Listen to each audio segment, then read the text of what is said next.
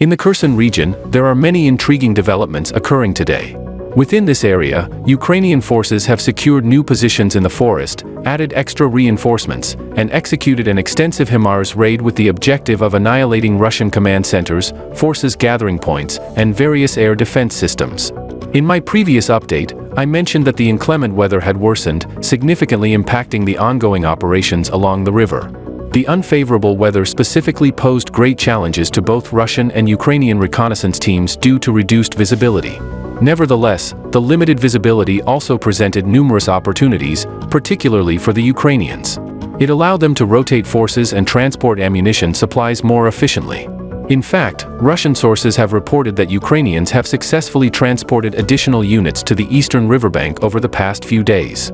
Currently, around 400 Ukrainian personnel are operating near Krinky.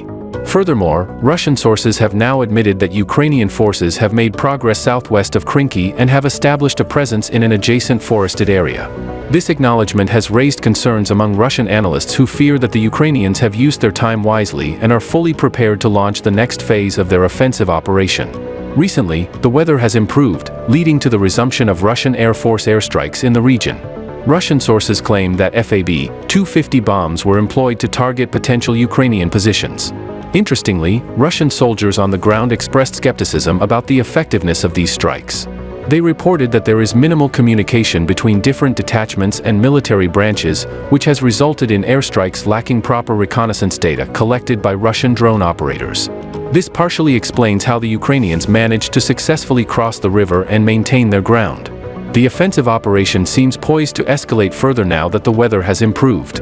Ukrainians wasted no time in persistently targeting Russian command centers, forces gathering points, and air defense systems. Members of the Ukrainian 35th Brigade recently released footage showing HIMARS strikes in Kherson. The video captured multiple strikes, allegedly destroying several houses that Russians were using as soldier barracks and at least one equipment warehouse, evident from the ensuing fire.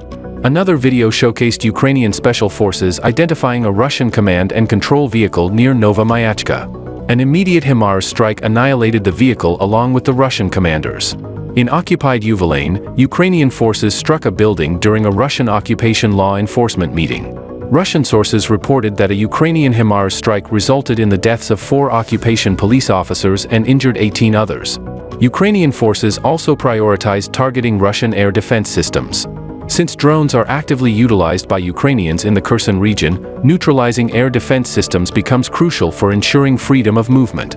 The initial strike took place near Novoselivsk, where the HIMARS crews destroyed a Buk M2 air defense rocket launcher. Additionally, a few days earlier, Ukrainians identified and destroyed an even more advanced system, specifically a Buk M3 air defense rocket launcher. Several days ago, Ukrainians published a video showcasing marine training exercises.